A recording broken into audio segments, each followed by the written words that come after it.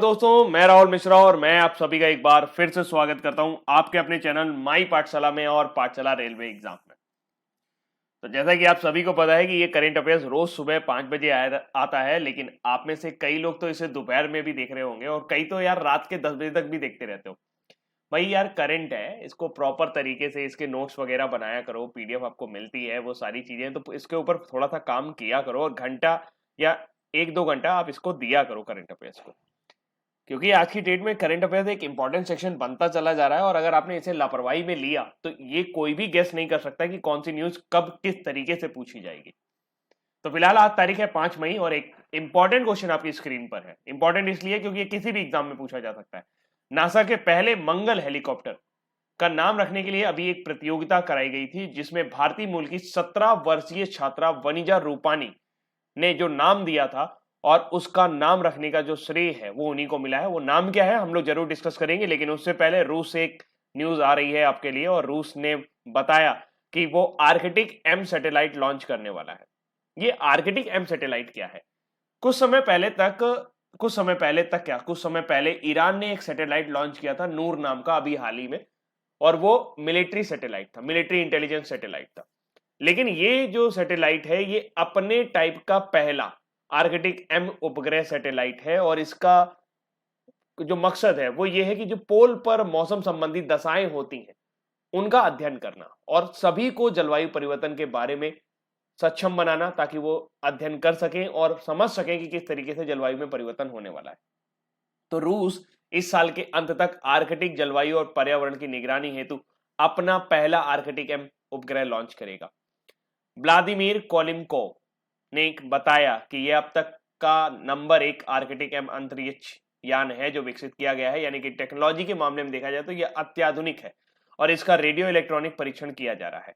इसे लॉन्च करने की योजना साल 2020 के अंत में बनाई गई थी। उन्होंने आगे बताया कि दूसरे आर्कटिक एम उपग्रह पर अभी भी काम चल रहा है, इसे साल 2023 में लॉन्च किया जाएगा। रूस का आर्कटिक एम रिमोट सेंसिंग आपातकालीन संचार उपग्रह पृथ्वी के ध्रुवीय क्षेत्रों यानी साउथ पोल और नॉर्थ पोल क्षेत्रों के मौसम संबंधी डेटा को एकत्र करेगा और इससे मौसम के पूर्वानुमान में सुधार करने की गुंजाइश बनेगी और जैसा अभी हम जो पूर्वानुमान करते हैं, फोरकास्ट करते हैं, उसमें थोड़ी सी मदद मिलेगी। तो रूस की राजधानी आप सभी को पता है कि मॉस्को है। वर्तमान समय में व्लादिमीर पुतिन राष्ट्रपति है। अगली जानकारी है नॉर्थ अलाइंड मूवमेंट की एक वर्चुअल समिट हुई है। नॉर्थ अलाइंड मूवमेंट की बात करें तो प्रधानमंत्री जब से मोदी जी 2014 से प्रधानमंत्री के बनने के बाद पहली बार इसमें भाग लिया उन्होंने, ये हो गया है फिलहाल। तो प्रधानमंत्री नरेंद्र मोदी जी ने 4 मई को गुटनिरपेक्ष आंदोलन के एक आभासी शिखर सम्मेलन में भाग लिया। शिखर सम्मेलन का उद्देश्य कोविड-19 महामारी के खिलाफ उनकी लड़ाई में सदस्य राज्यों का समन्वय को बढ़ाना है और आजकल जितने भी इस तरह के समिट हो रहे हैं उनका केवल एक ही एजेंडा हो रहा है कि किसी तरीके से कोविड-19 से लड़ा जा सके और उसके जो भी प्रभाव हैं उसको कम किया जा सके। फिलहाल इसमें विदेश मंत्री एस जयशंकर ने भी हिस्सा लिया। शिखर सम्मेलन का आयोजन अजरबैजान के राष्ट्रपति पद के तहत किया जाएगा। मतलब वर्तमान समय में इसके जो अध्यक्ष हैं नॉर्थ अलाइंड मूवमेंट के, गुट निरपेक्ष आंदोलन के, वो वर्तमान समय में अजरबैजान के राष्ट्रपति हैं, जो कि वर्तमान समय में इल्हाम अलीएव हैं। यह शिखर सम्मेलन पहली एनएएम बैठक होगी जिसमें 2015 में प्रधानमंत्री बनने के बाद से पीएम भाग ले रहे हैं। प्रधानमंत्री ने 2016 और 2019 में दोनों एनएएम शिखर सम्मेलन को छोड़ दिया था और भारत का प्रतिनिधित्व उस समय उपराष्ट्रपति वेंकैया नायडू ने पिछले 2 शिखर सम्मेलन जो वेनेजुएला और अजरबैजान में आयोजित किए गए थे 2016 और 2019 में वहां पर भाग लिया था। चलिए आपको अजरबैजान घुमा देते हैं। आप ईरान तक तो पहुंच ही जाएंगे, भारत से जाइए सीधे आप पाकिस्तान, पाकिस्तान से फिर आप ईरान पहुंच जाइए, ईरान से ऊपर की ओर बढ़ेंगे तो आपको अजरबैजान मिल जाएगा। अजरबैजान की राजधानी है बाकू और अजरबैजान जो है वो कैस्पियन सागर से घिरा हुआ है। इसके ऊपर चले जाएंगे तो आपको रशिया मिलेगा, बगल में आपको जॉर्जिया मिल जाएगा, जॉर्जिया के नीचे आपको आर्मेनिया मिल जाएगा। इस तरीके से ये घिरा हुआ है और वर्तमान समय में इसकी राजधानी जो है वो है बाकू और करेंसी यहाँ पर जो चलती है मन्नत चलती है। फिलहाल एक बात याद रखिएगा, यहाँ पर करेंसी की स्पेलिंग मिस प्रिंट हो गई है तो मिस प्रिंटिंग इग्नोर कर दीजिएगा, करेंसी की स्पेलिंग अपना करेक्ट कर लीजिएगा, CURRENCY आ जाती है। मुझे बताना जरूरी था, नहीं कई लोग कहेंगे कि गलती आती थी इसको इसलिए इसने गलत बता दी। फिलहाल नॉन अलाइन मूवमेंट के बारे में बात करें तो इसकी स्थापना पंडित जवाहरलाल नेहरू के प्रयासों से हुई थी और वर्तमान समय में इसमें 120 मेंबर स्टेट है, मेंबर स्टेट जरूर याद रखिए इसका, और 17 स्टेट जो है वो ऑब्जर्वर की श्रेणी में है और 10 इंटरनेशनल ऑर्गेनाइजेशन भी इसके सदस्य हैं। इसका जो फाउंडेशन हुआ था वो 1961 में बेलग्रेड सर्बिया में हुआ था और इसका जो उद्देश्य है कि किसी भी मेजर पावर के पक्ष में नहीं रहना, क्योंकि जब विश्व युद्ध जैसी स्थिति आती है तो खामखा की परेशानी झेलनी पड़ती है और हानि झेलनी पड़ती है और युद्ध ना चाहते हुए भी युद्ध में सम्मिलित होना पड़ता है। तो इस शांति बनाए रखने के लिए इस माहौल में हम किसी भी मेजर पावर के पक्ष में नहीं रहेंगे, हम अपना तटस्थ नीति अपनाएंगे, हम ना आपकी तरफ है ना आपकी तरफ, ये इसका मेन एजेंडा है। और यूनाइटेड नेशन की स्थापना के बाद इसकी स्थापना हुई थी और वर्तमान समय में इसके जो चेयरपर्सन है, अभी अभी मैंने आपको बताया कि वो आपके अजरबैजान के राष्ट्रपति इल्हाम अलीएव है। अब इसका हेडक्वार्टर जो है वो जकार्ता इंडोनेशिया में आपको देखने को मिलेगा, जबकि आपका इसके पास एक कोऑर्डिनेटिंग ब्यूरो भी है जो कि न्यूयॉर्क सिटी से काम कर रहा है। तो ये है नॉर्थ अलाइन मूवमेंट, स्थापना 1961 बेलग्रेड सर्बिया में और अभी मुख्यालय है इंडोनेशिया के जकार्ता में, इंडोनेशिया की राजधानी जकार्ता में। वर्तमान समय में चेयरपर्सन है इल्हाम अलीएव। आई थिंक इतनी जानकारी आपके लिए पर्याप्त रहेगी और आपको पसंद भी आई होगी।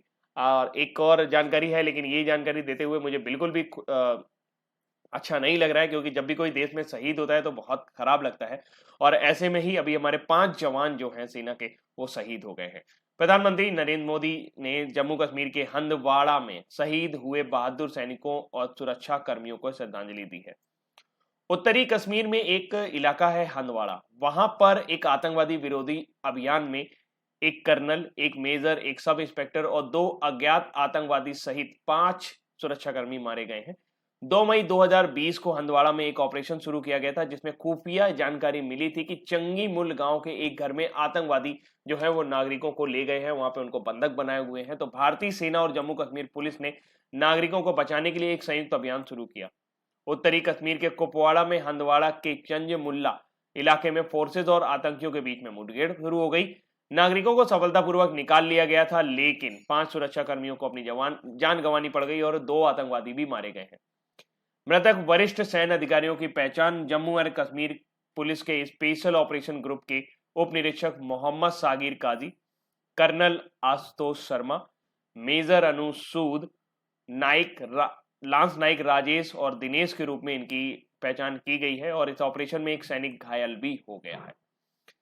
मर के भी न निकलेगी ये वतन की उल्फत, मेरी मिट्टी से भी खुशबुए वतन आएगी। सलाम है आपको। अगली जानकारी है, एचडीएफसी ने अभी हाल ही में एक गीत लॉन्च किया है और इसके लिए मैंने कम्युनिटी पे एक पोस्ट भी डाला था कि हम हार नहीं मानेंगे।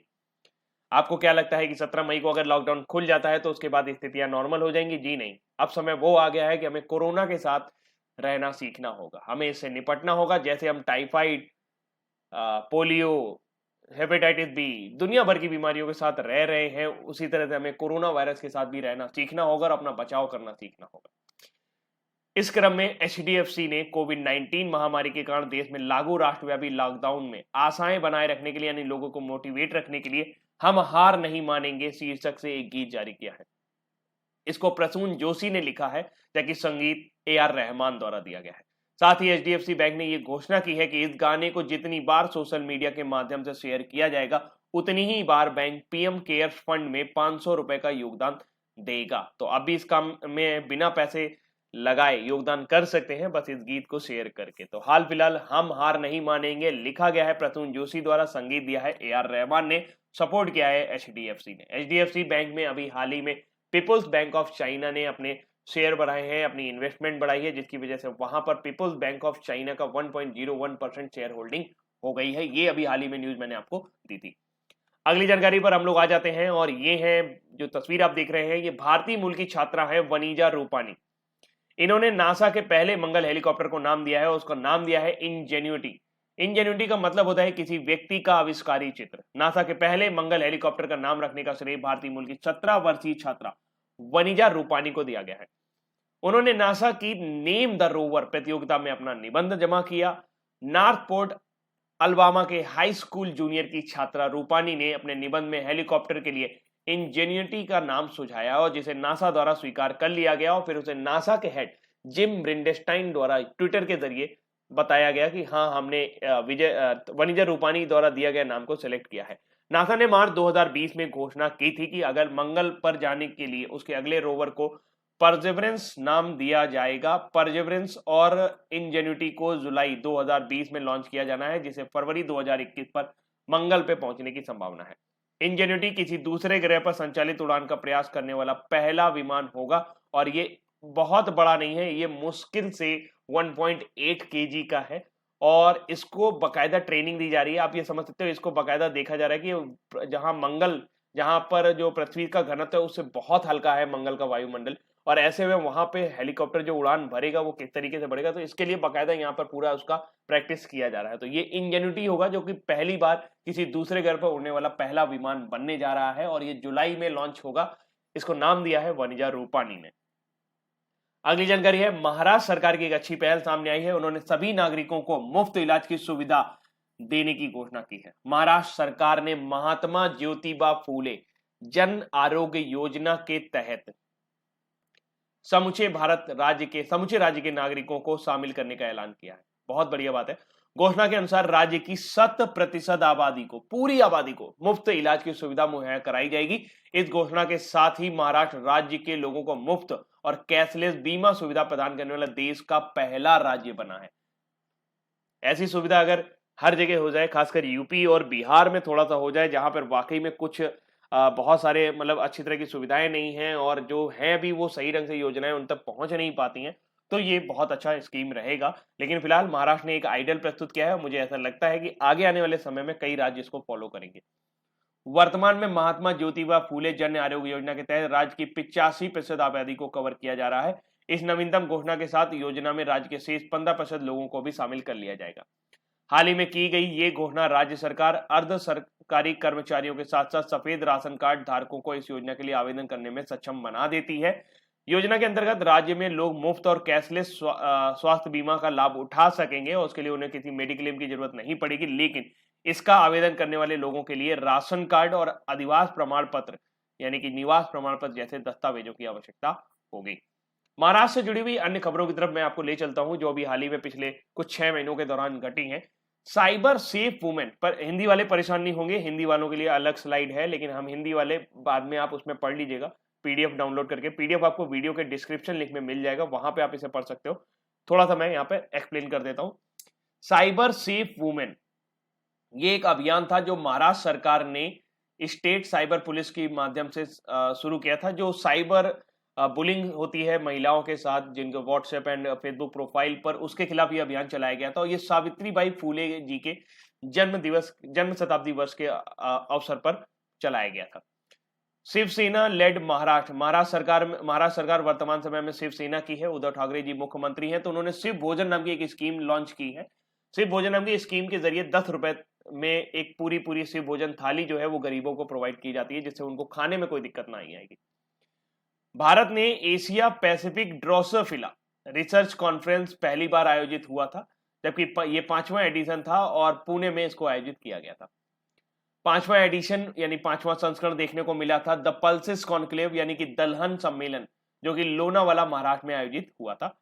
Farmer India allrounder cricketer Bapu Nadkarni, जो कि एक बहुत ही किफायती गेंदबाज माने जाते थे, इनका भी हाल ही में निधन हो गया है 86 का। वो भी आपके महाराष्ट्र से ही बिलोंग करते थे। मुंबई में भारत का सबसे बड़ा विस्तृत एयर क्वालिटी मॉनिटरिंग नेटवर्क स्थापित किया गया है दिल्ली के बाद। मतलब दिल्ली में इससे पहले था, लेकिन मुंबई में अब 90 टावर लगा दिए गए हैं, जिसकी वजह से ये भारत का सबसे बड़ा एयर क्वालिटी मॉनिटरिंग नेटवर्क बन गया है। महाराष्ट्र असेंबली ने अभी हाल ही में एक बिल पास किया था जिसमें उन्होंने मराठी लैंग्वेज को हर स्कूल में कंपलसरी कर दिया है। अगर कोई स्कूल, राज्य का कोई भी स्कूल इसको नहीं मानता है और अपने यहाँ मराठी को नहीं पढ़ाता है एज ए लैंग्वेज, तो उन्हें 1 लाख रुपए तक का पेनल्टी देना पड़ेगा। मुंबई की काम्या कार्तिकेन, नाम याद आ रहा होगा, न्यूज में बहुत बार बताया मैंने। काम्या कार्तिकेन जो है ये यंगेस्ट गर्ल है, यानी कि सबसे कम उम्र की महिला है, लड़की है, जिन्होंने अभी साउथ अमेरिका यानी कि दक्षिण अमेरिका की हाईएस्ट पीक माउंट एकागुआ पर फतेह की थी। महाराष्ट्र सरकार ने अभी हाल ही में औरंगाबाद एयरपोर्ट का नाम बदलकर छत्रपति संभाजी महाराज एयरपोर्ट कर दिया है। ध्यान रखिएगा, एयरपोर्ट का नाम बदला गया, रेलवे स्टेशन का नहीं। रेलवे स्टेशन आगे आएगा। और गुजरात जो है वो डोमेस्टिक सोलर रूफटॉप इंस्टॉलेशन में 2020 में नंबर टॉप पर आया है। डोमेस्टिक सोलर रूफटॉप का मतलब होता है घरों में सोलर रूफटॉप लगवाना, यानी कि सोलर पैनल लगवाना। जबकि अगर देखा जाए तो रूफ टॉप पे यानी कि छतों पर जो सबसे ज्यादा मात्रा में सोलर पैनल लगवाए हैं वो कर्नाटका ने लगवाए हैं। तो डोमेस्टिक आ जाएगा तो घरों का हो जाएगा, तब गुजरात आप आंसर करना। लेकिन अगर पूछा जाए कि ओवरऑल जो सोलर रूफ टॉप पैनल है वो कहां पर सबसे ज्यादा लगे हैं, सबसे ज्यादा कैपेसिटी कहां पे है, तो वो कर्नाटका में। डोमेस्टिक की बात की जाए तो महाराष्ट्र इस सोलर रूफटॉप के मामले में सेकंड नंबर पर आता है। अभी हाल ही में मुंबई सेंट्रल स्टेशन का नाम बदल दिया गया है, उसका नाम कर दिया गया है नाना शंकर सेठ Mumbai central railway station. Justice Bhushan P Dharmadhikari जो हैं अभी हाल ही में बॉम्बे हाई कोर्ट के मुख्य न्यायाधीश बनाए गए हैं। पुणे जो है वो 108वीं भारतीय विज्ञान कांग्रेस का यानी इंडियन साइंस कांग्रेस का आपका आयोजन करेगा, जिसकी थीम रहेगी science and technology for sustainable development with women empowerment इन 2021। जबकि 107वीं विज्ञान कांग्रेस जो थी वो आपकी बेंगलोर में आयोजित हुई थी अभी हाल ही में। QS world Quacquarelli Symonds world university ranking ने बताया कि यूएस यानी कि यूनिवर्सिटी के मामले में देखा जाए तो एमआईटी यूएस यानी मैसाचुसेट्स इंस्टीट्यूट ऑफ टेक्नोलॉजी विश्व की सबसे नंबर 1 यूनिवर्सिटी है। जबकि हमारा आईआईटी बॉम्बे और आईआईटी दिल्ली क्रमशः 44वें और 47वें स्थान पर इंजीनियरिंग एंड टेक्नोलॉजी कैटेगरी में आया है। अब बात करें चीफ मिनिस्टर की, तो वर्तमान समय में चीफ मिनिस्टर है उद्धव ठाकरे। गवर्नर यानी कि राज्यपाल है भगत सिंह कोश्यारी। कैपिटल मुंबई। और स्टेट एनिमल है इंडियन जेंट स्क्वायरर यानी कि भारतीय बड़ी गिलहरी। स्टेट बर्ड है येलो फूटेड ग्रीन पिजन यानी हरा कबूतर। और स्टेट ट्री है मैग्नीफेरा इंडिका जिसे हम आम भी कहते हैं, तो इसे आम का पेड़ समझिएगा। और स्टेट फ्लावर है प्राइड ऑफ इंडिया लोटस, यहाँ का स्टेट फ्लावर है। तो आई थिंक ये आपको क्लियर हो गया होगा। आगे चलते हैं।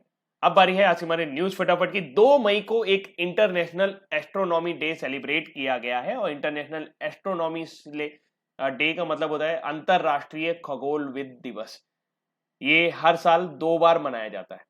अब 2 बार मनाया जाता है तो कब कब मनाया जाएगा? वन इज इन अटमन और सेकेंड इन स्प्रिंग। तो अगला जो हम अपना एस्ट्रोनॉमी डे देखेंगे वो 26 सितंबर को हमें देखने को मिलेगा और ये 2 मई को अभी देखने को मिला है। ये पहली बार 1973 में मनाया गया था डॉग बर्जर द्वारा। वो उस समय astronomical association of northern California के अध्यक्ष थे और उनका मानना था कि विश्व में सभी लोगों को खगोल यानी कि अंतरिक्ष के बारे में जानना चाहिए ताकि और ज्यादा इसके बारे में मालूमात चल सके और इसके बारे में हमें जानकारी प्राप्त हो सके। इंटरनेशनल फायर फाइटर्स डे जो है वो आपका 4 मई को मनाया गया है पूरे विश्व में, यानी कि अंतरराष्ट्रीय अग्निशमन दिवस।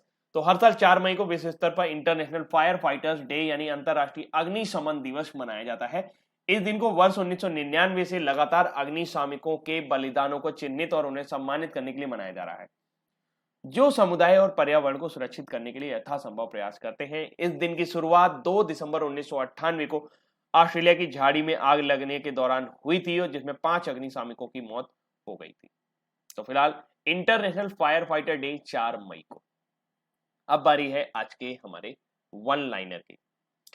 अच्छा हाँ, एक चीज और मैं बताना भूल गया आप लोगों को। कुछ लोगों को लगता है कि मैं बीजेपी का समर्थक हूँ और कुछ लोगों को लगता है मैं बीजेपी का विरोधी हूँ। कहाँ मेरी किसी बात से आपको ये पता लगता है कि मैं बीजेपी का समर्थक हूँ और कहाँ मेरी बात से आपको ये लगता है कि मैं बीजेपी का विरोधी हूँ?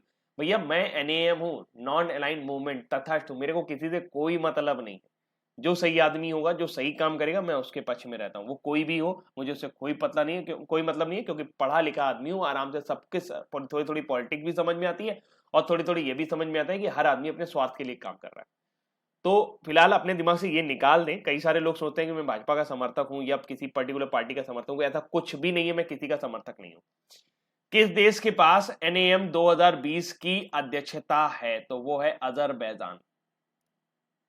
हंदवाड़ा कहां स्थित है? जम्मू एंड कश्मीर में, जहां एक दुखद घटना हुई अभी हाल ही में। अंतरराष्ट्रीय खगोल विज्ञान दिवस कब मनाया जाता है? तो ये 2 बार मनाया जाता है। एक बार 2 मई को मनाया जाएगा और एक बार 26 सितंबर को मनाया जाएगा। रूस इस साल के अंत तक आर्कटिक जलवायु और पर्यावरण की निगरानी हेतु अपना पहला आर्कटिक एम उपग्रह लॉन्च करने वाला है। एचडीएफसी बैंक ने कोविड-19 महामारी के कारण देश में लागू राष्ट्रव्यापी लॉकडाउन में आशाएं बना रखने के लिए हम हार नहीं मानेंगे नाम से एक शीर्षक गीत जारी किया है, जिसके बोल लिखे हैं प्रसून जोशी ने और संगीत दिया है ए आर रहमान ने। नासा के पहले मंगल हेलीकॉप्टर का नाम क्या रखा गया है? इनजेन्युइटी। और ये किसने रखा है? एक छात्रा है वनिजा रूपानी ने। हर साल विश्व स्तर पर अंतरराष्ट्रीय अग्निशमन दिवस मनाया जाता है। कब मनाया जाता है? 4 मई को। और किस राज्य सरकार ने महात्मा ज्योतिबा फूले जन आरोग्य योजना के तहत समूचे राज्य के नागरिकों को शामिल करने की योजना की है? तो वो है आपका महाराष्ट्र। अब बारी है आज के हमारे क्विज की। किस देश ने NAM 2020 की अध्यक्षता कर रहे हैं? तो वो है अजरबैजान। हंदवाड़ा कहाँ स्थित है? ये आपका जम्मू कश्मीर में स्थित है। अंतरराष्ट्रीय खगोल विज्ञान दिवस कब मनाया जाता है? ये एक साल में 2 बार मनाया जाता है, एक बार अटमन में और एक बार आपका स्प्रिंग में, यानी एक बार पतझड़ के मौसम में और एक बार आपका बसंत में। तो अंतरराष्ट्रीय खगोल विज्ञान दिवस जो है ये आपका एक बार 2 मई को मनाया जाएगा, फिर अब 26 सितंबर को मनाया जाएगा। रूस इस साल के अंत तक आर्कटिक जलवायु पर्यावरण निगरानी हेतु अपना पहला कौन सा उपग्रह लॉन्च करने जा रहा है? उसका नाम है आर्कटिका एम। माफी हुआ, अंटार्कटिका नहीं, आर्कटिका एम। किस बैंक ने अभी हाल ही में कोविड-19 महामारी के कारण देश में लागू राष्ट्रव्यापी लॉकडाउन में आशाएं बनाए रखने के लिए #हम हार नहीं मानेंगे शीर्षक गीत जारी किया है? तो वो है HDFC बैंक। नासा के पहले मंगल हेलीकॉप्टर का नाम क्या है भाई? उनका नाम है इनजेन्युइटी। नाम किसने दिया है? नाम दिया है 17 वर्षीय छात्रा वनिजा रूपानी ने। हर साल विश्व स्तर पर अंतरराष्ट्रीय अग्निशमन दिवस कब मनाया जाता है? तो ये आपका 4 मई को मनाया जाता है।